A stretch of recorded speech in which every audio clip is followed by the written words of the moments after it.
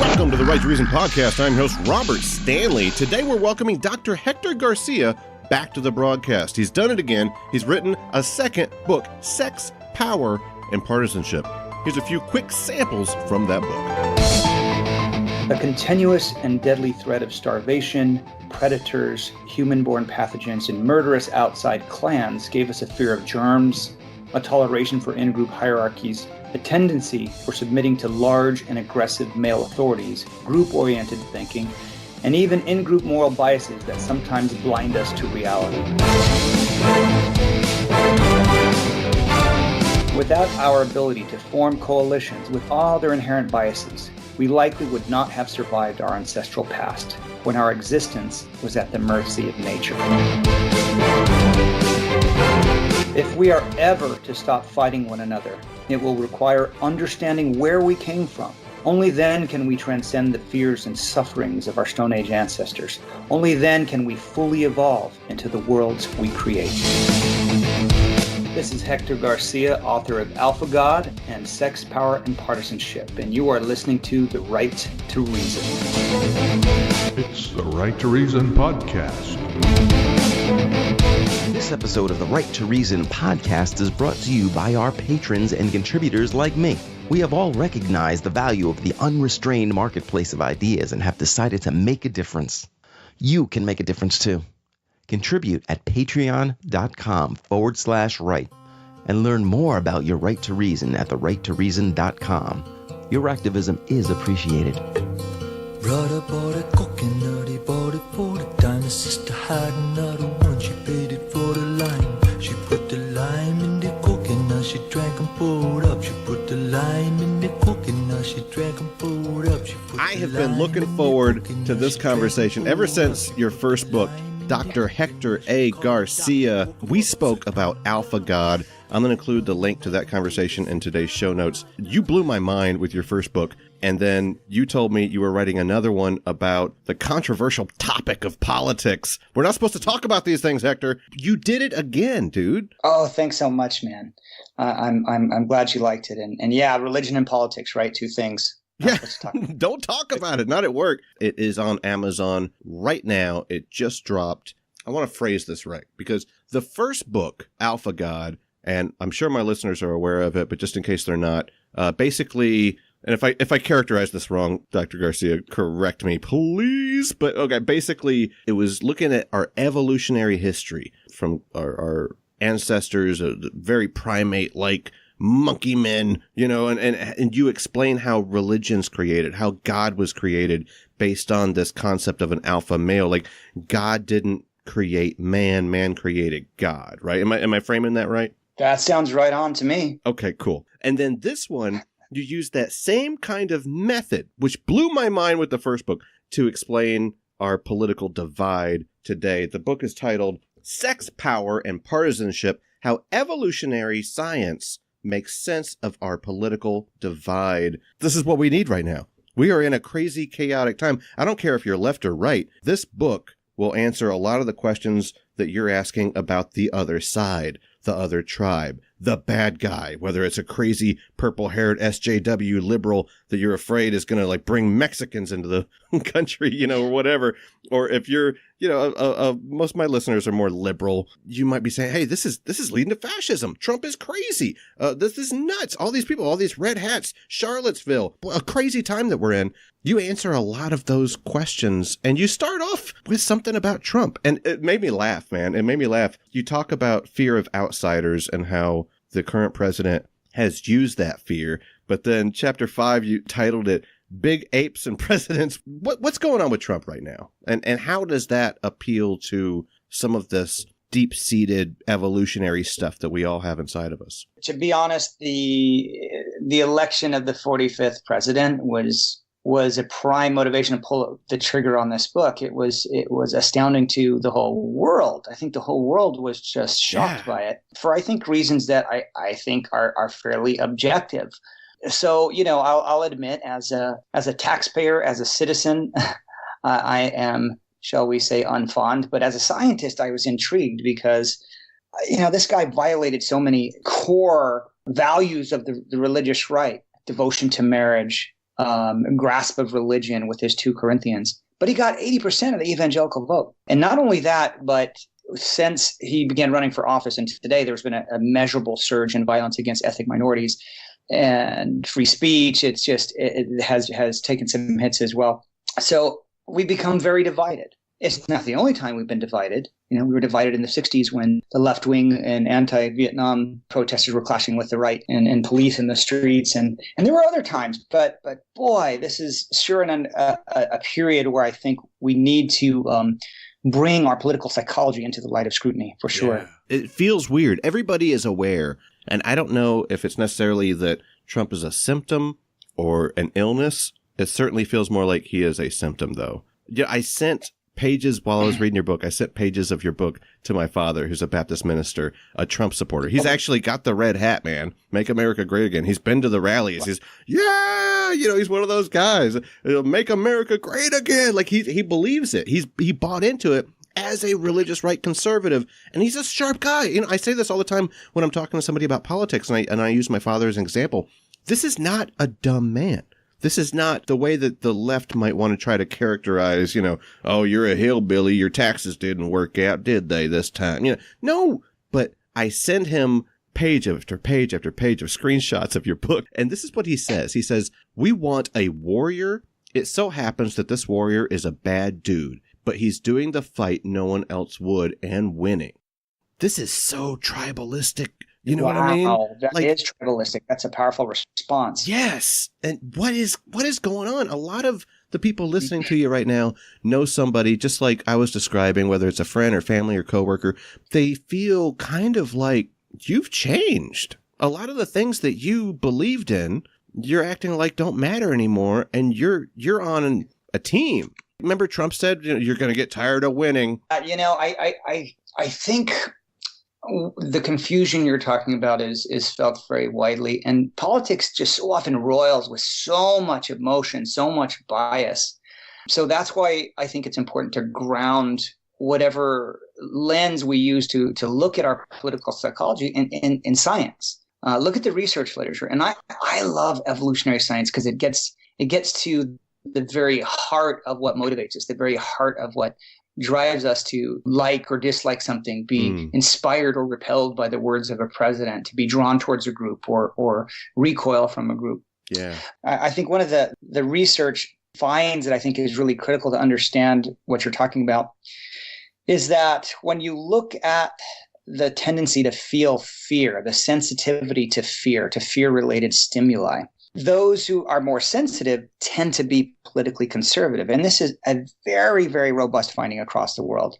Those who have less fear sensitivity tend to be more liberal. This is true for all kinds of different stimuli, notably fear of germs and fear of outsiders. So this may have helped us in our evolutionary past when whole populations were wiped out from simple afflictions like the cold or the flu, and we didn't know about hand washing. We didn't know about this, the microbiome that was existing right all around us. We had no idea about this stuff. So that served us, especially since humans were vectors of disease, right? You wanted to avoid the outsider who had diseases that you don't have immunity to. But what I focus on is the other threat to humans from other humans that shaped the conservative psychology that downstream results in support for Trump. And that's the threat of outside tribes. Our ancestral past, despite what some of my more, idealistic colleagues might argue, it was very dangerous. I mean, human-on-human violence was incredibly prevalent. So bottom line, you have a populace or a section of the populace who is more sensitive to threat, and they respond to a big, large, loud, brash leader who says, I'm going to protect you. I'm going to protect you from the Mexicans. I'm going to protect you from the rapists. I'm going to define our territorial border by building a wall. It's a big ruse, man. So is Trump a warrior? Well, what about all his deferments? I mean, Robert Mueller, at least he served in the Marine Corps in Vietnam. I'm going to quote from your book here. By examining the ultimate reasons for our fears, we have already achieved a critical degree of emotional distance. That's an interesting way to describe the way that we can overcome our own genes. Reading your book, man, I felt like I don't have any personal agency. You know, like part of whenever I'm looking at like, oh, this explains this and that explains that, like I just feel like I'm just a liberal because I'm a liberal, or I'm a conservative because I'm a conservative. like these are all things that have kind of developed long before I was an itch in my daddy's pants per se. Like and you there's an old monkey driving this thing. Who is driving me? Right. Well, there is no me, but you don't leave it there. You don't leave it. You actually say, we can fight back. You say, to continue the quote, it is only with distance that we may judge which of our fears continue to serve us and which should be left on the savannas of our ancestors. Is that the secret? That we fight our emotional biases and maybe we can be more rational? Well, listen, I think this science explains so much, and it's so clear and it's so concise, in its explanations.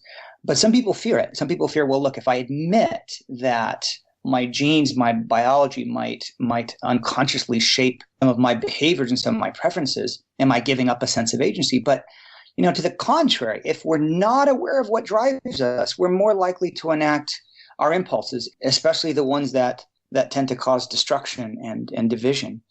If we're more aware of what drives us, I argue that we're more able to make rational, conscious choices.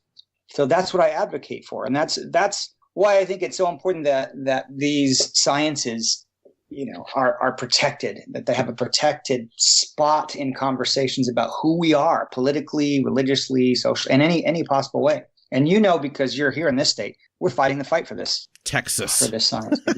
Texas, baby. Yeah. Yeah. Like sometimes I'll get home from work and, I got to do dinner or I got to work on school stuff or whatever. And I snap at the kids, or the wife will just say something totally just a normal thing to say, and blah, blah, blah, blah, blah, and I have to stop myself and I'm like, whoa, why am I angry? And I got to remember mindfulness, like figure out what's going on, because if I have more data, I can make better choices.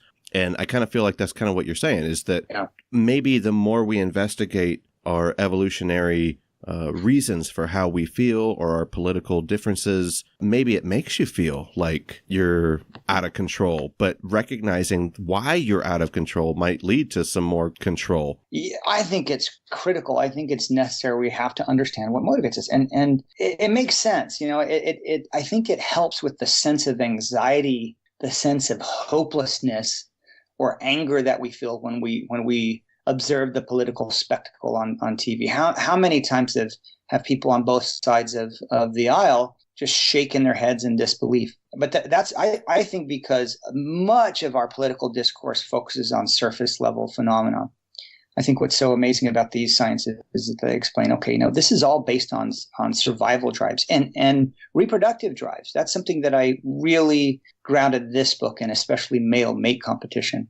One thing in your book, you said conservatives are dudes and liberals are chicks. You constructed the conservative thing as a male force, and then the liberals as a female force. And I kind of felt weird about it because I said, I'm a liberal guy. What are you trying to say? So so this has been something that the popular press has kind of noticed, and so like Chris Matthews, for example, said that Republicans are the daddy party and Democrats are the mommy party. And Coulter once said that I'm more of a man than any liberal, kind of thing. I would agree with that. She's pretty manly. You agree with that? Yeah. No, I don't often say this, but I think that these observations in the popular press have a lot of merit. There's limited research on this. So the one study that looked at this systematically gave subjects stereotypical masculine and stereotypical feminine adjectives: aggressive, assertive, stands up for what you believe in, versus compassionate, loves children, that kind of thing, from an inventory that had been validated. What she found is that men and women both who score higher on who are more masculine in that sense tend to vote Republican. And men and women both who are on the more feminine end of this scale tend to vote Democrat.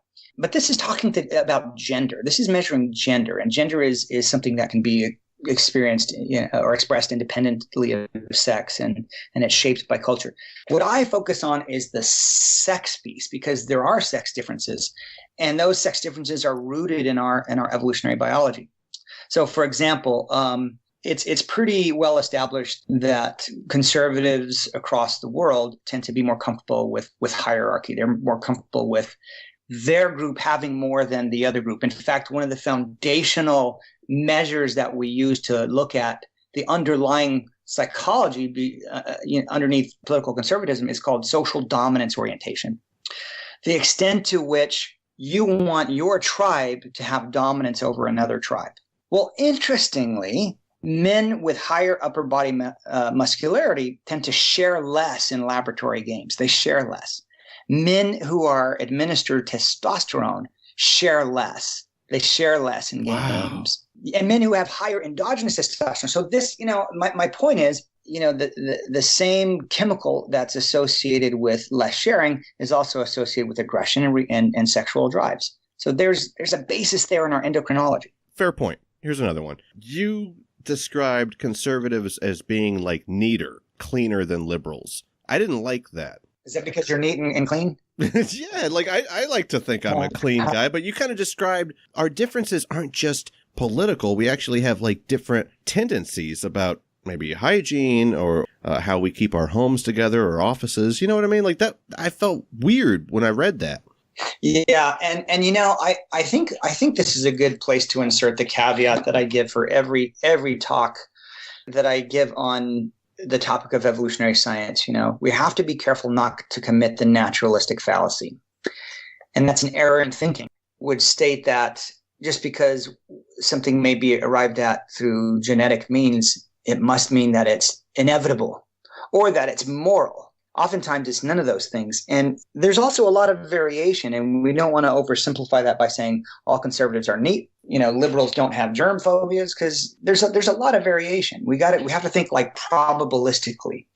Generally speaking, there are these trends that you can see when you start studying these psychological traits empirically.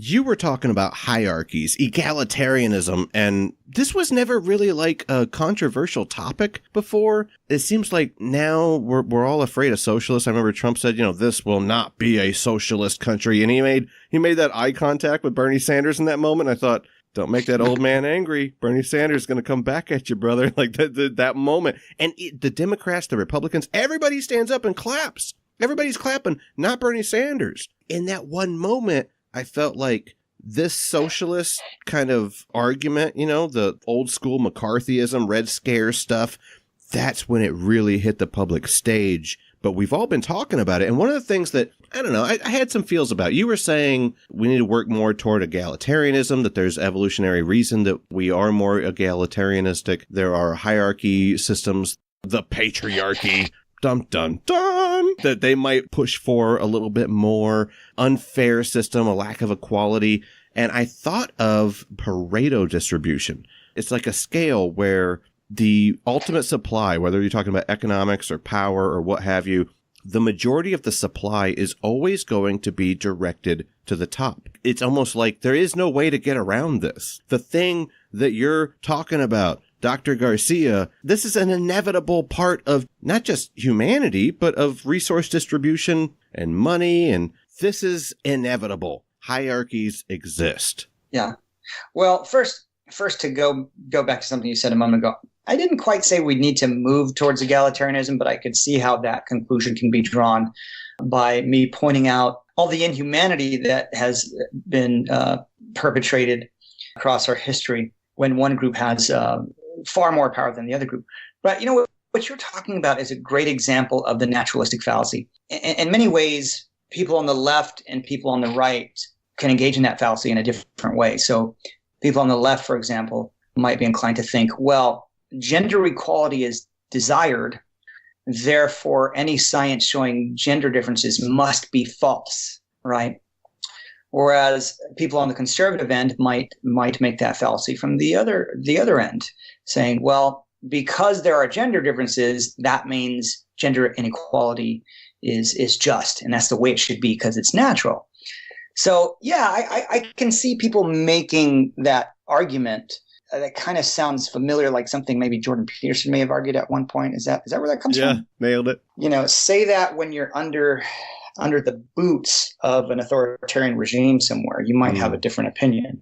It's easy to say that when you're an academician living in a free, wealthy society such as Canada or the US or something like that. But I think the hierarchy must be examined.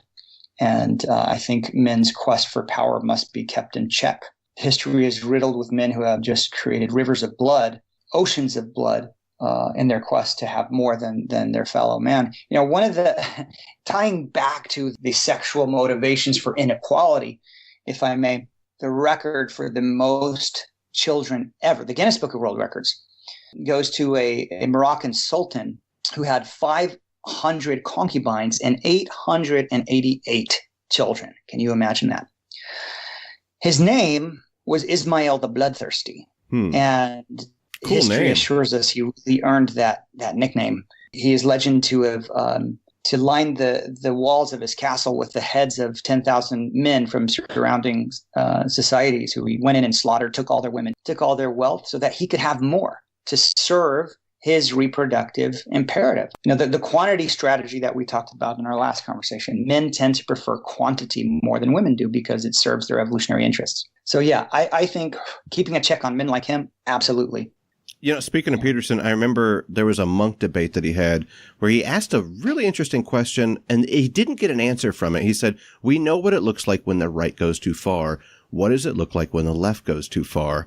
And that's one thing I really dug about this book is you cover both angles. You say the right going too far is authoritarianism. The left going too far is totalitarianism. And I thought that was really fascinating because you referenced, even on the left, you referenced Mao, Fidel Castro, Kim Jong-il, Kim Jong-un, and these dudes were having crazy sex parties. I did not know that. It's actually, it sounds cool at first, but then you hear like Kim Jong-un had like a bunch of teenage girls in there. Like your book in some ways was kind of unsettling because it made me feel things. Like you talk about that, you talk about rape, you talk about, like, I felt very strong emotions reading your book. But in respect to the link between somebody having absolute power and sexuality, whoever is running, a perfect example right here. Jeff Bezos just releases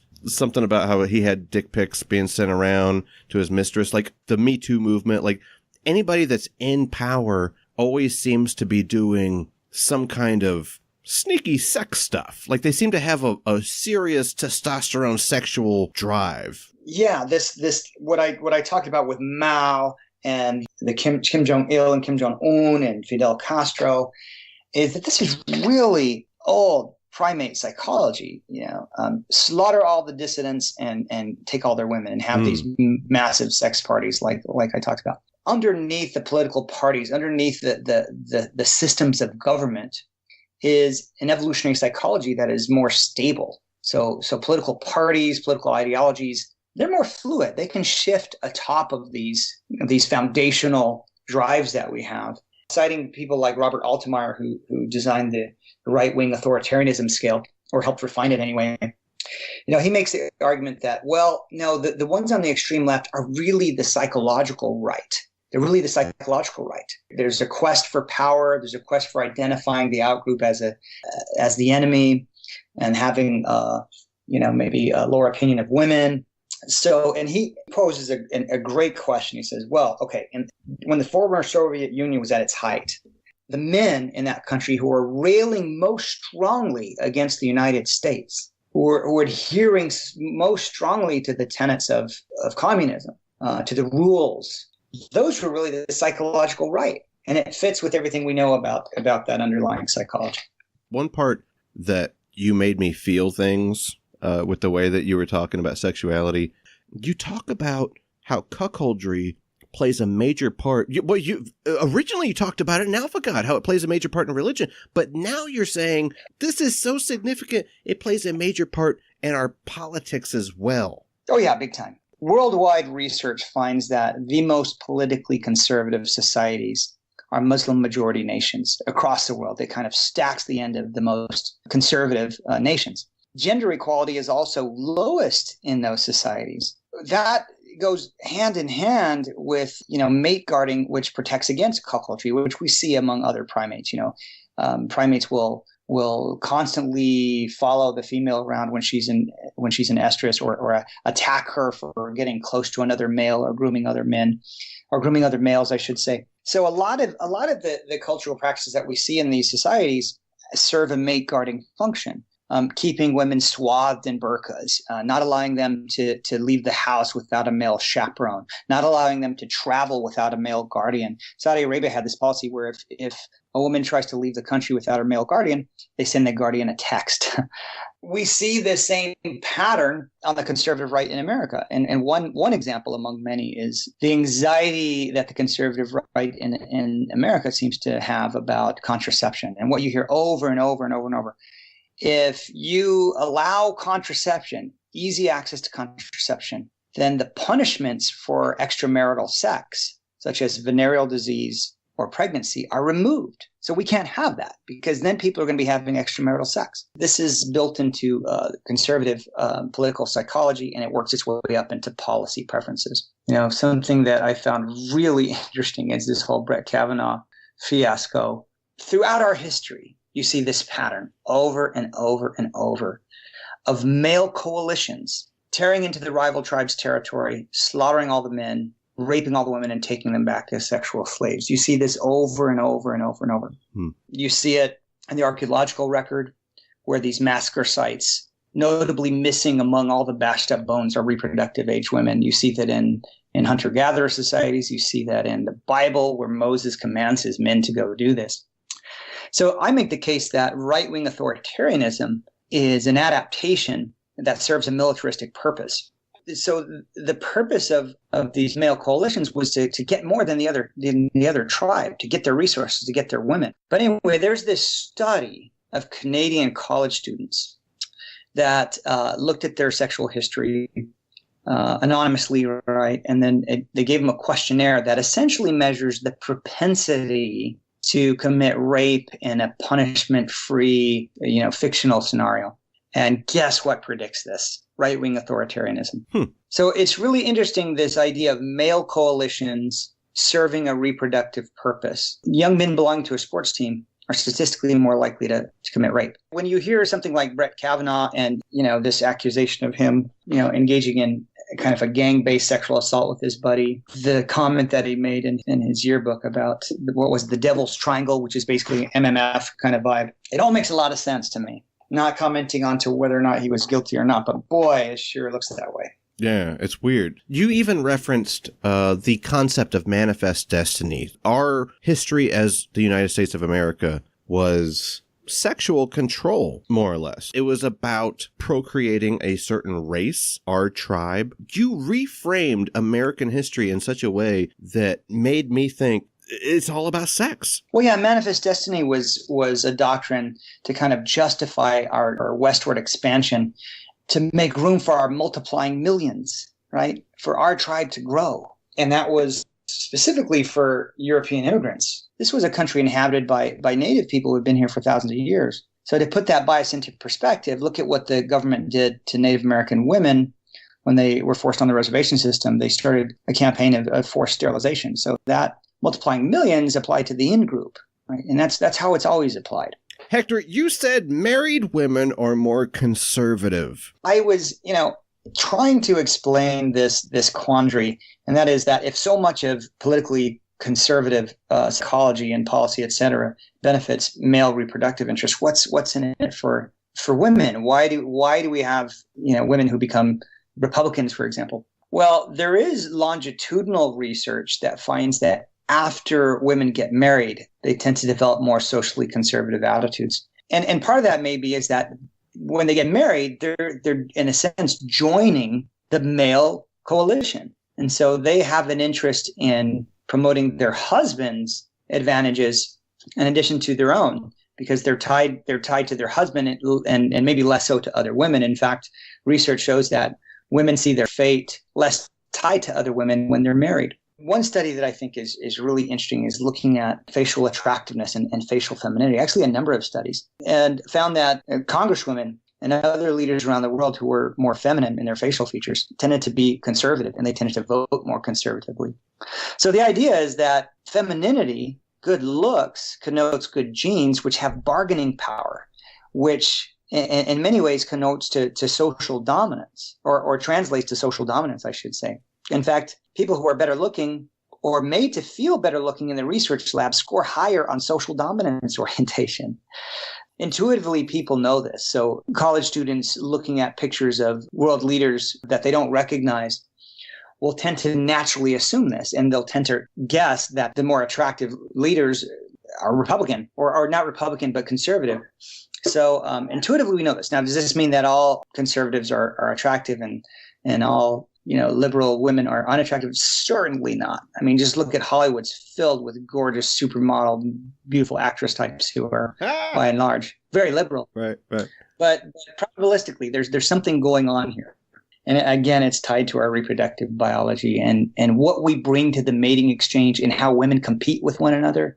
In the marketplace increasingly, which I think is terrific, but they also compete with one another in terms of looks, because that is that's an asset that men tend to go after. So if they have that as part of the bargaining exchange, they have a more dominant position. Another quote from your book. This is without any context whatsoever. So I'm just going to read it. Certainly, in a dangerous world with groups of men amassed on the border waiting to annihilate my tribe, I would want to be surrounded by a close-knit, aggressive, xenophobic tribe of men. Similarly, if my children and I risked starving to death without access to a contested resource, I would want my tribe to win control. Once again, my question remains. However, how much utility this psychology retains as we move from small tribes competing for scarce resources to an interconnected community of nations bound by global economy and with the technological capacity to erase starvation from the human experience. It sounds like, in a way, you're not necessarily like anti-alpha male, but only when it's useful. And I kind of want to ask you, what about these beta males, man? They're slipping in, the screen door slams as they run off, putting their boots on. They're working against us cool dudes. I remember you used to have a beard. You were rocking it before you trimmed it up. We're both alphas. We got to watch out for these betas trying to slip in. They tell women that they're feminists, even though they're not really feminists. They're just doing it to get in their pants. They try to use the empathy to kind of work their way in. Like, beta males are a problem. At the same time, we got in-group tribalism from SJWs. They are trying to do the right thing. They're trying to move the humanist movement forward, but then they start being very tribalistic about what they allow. You're not supposed to ask questions about this or that. It seems like this is a lot broader in our current internet time, social media time that we're in, than just basic primate psychology. Yeah, one thing about how we evolved this tribalistic psychology, we evolved it at a period where we were at the nature of mercy. Starvation was incredibly common. This is something that it's hard to conceive of in the most living in the most overfed, wealthy nation in the world. It's hard to imagine that. But we were living hand to mouth. A drought, a species extinction, and we were in serious danger. So we fought for scarce resources that we hardly knew how to extract more than a hand-to-mouth manner from the earth. But in those kinds of environments, well, yes, you that's how you survive. You turn to the in-group. You turn to the male coalitions that are willing to go to the rival tribe, conduct raids on them, and take their stuff so you can eat. But we've mastered food production. I mean, we have the capacity to feed the world, to erase starvation from the human experience. Do we still need this? It's an old adaptation. We've transformed the world at a way faster rate than our brains and our evolved psychology can transform themselves. So I think that's a fair question to ask. Look, does this serve us, or is it what we call an evolutionary mismatch?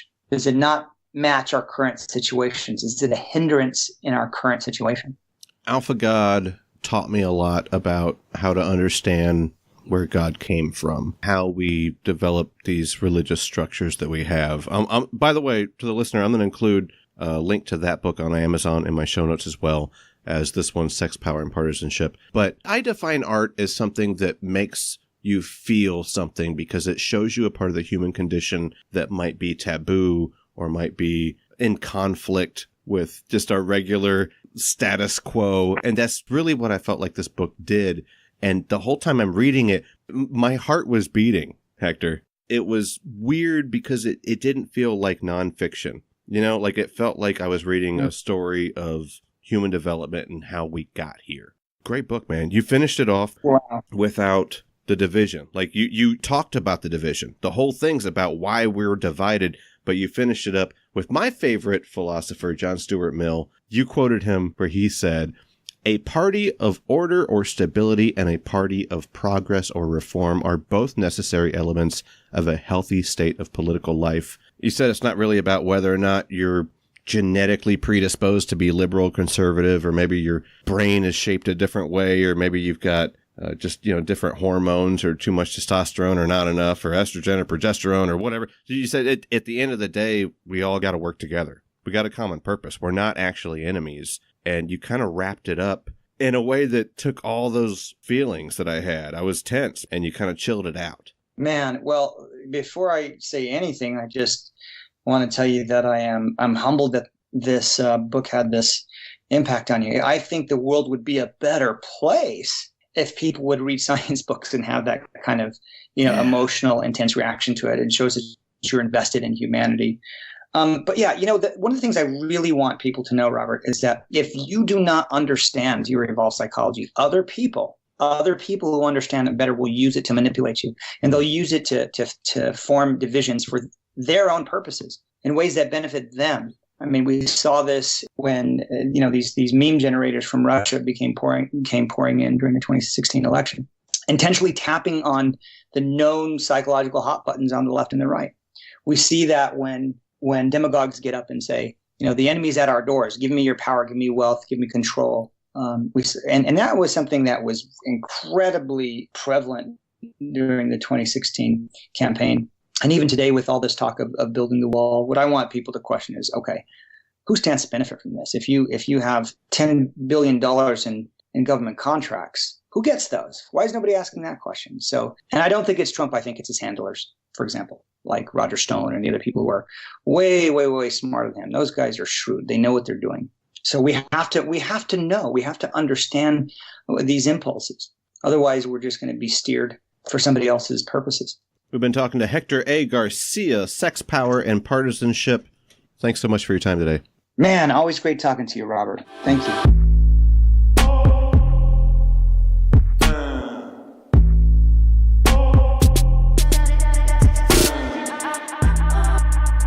Thank you to Hector Garcia. Thank you to Dave Blair at DaveFreeSong.com/free music. Thank you to our patrons. You too can support us at patreon.com/right and learn more at therighttoreason.com. Next week, we'll have another psychologist on the broadcast, but he's not talking to us. He'll be talking to a flat earther. This is going to get weird. Between now and then, remember that you have the right to reason.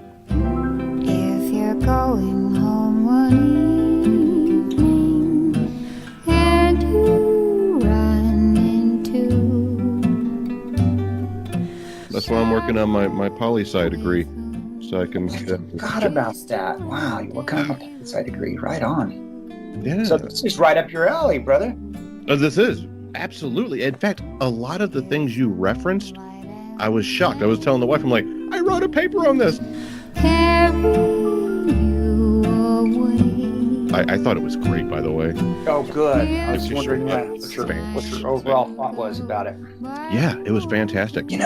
Writing this, it's so complex. This was a little bit of a challenge to write because there's so many different tributaries pouring into this big Amazon river of muddy water that we call politics. Lures you further to the dark.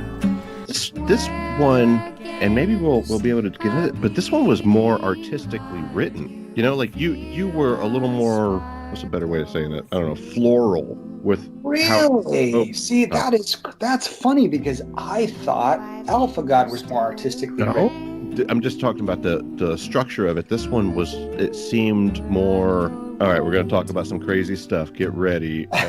I'll be waiting for anything else? I feel pretty good about this. No, that's good. That's good, man. I'm really glad we got to talk again. Have a good one. Thank you. You Thank know, you for the book, by the way. Come down to the ACA and let them interview you, man, or at least be on one of the panels. You ever thought about doing that? Oh, Atheist Show Experience. I saw you on it. You were great. You did great. I didn't like how Dillahunty spent so much time talking, like when he should have been letting you. Anyway, I think you coming on any one. They got like 6 or 7 or 8 shows. I was just there earlier today. yeah, I'll probably do a Truth Wanted. I think they got this one of them. I know you did 2 of them, but yeah, I reached out to Russell Glasser about doing Atheist Experience, and we might work something out in the future. That'd be fun. Yeah, give me a shout whenever you do. I'll come up and see you. Cool. Anyway, I don't want to hold you up, man. Thank you so much. All right, buddy. Bye-bye. The sparkle through you.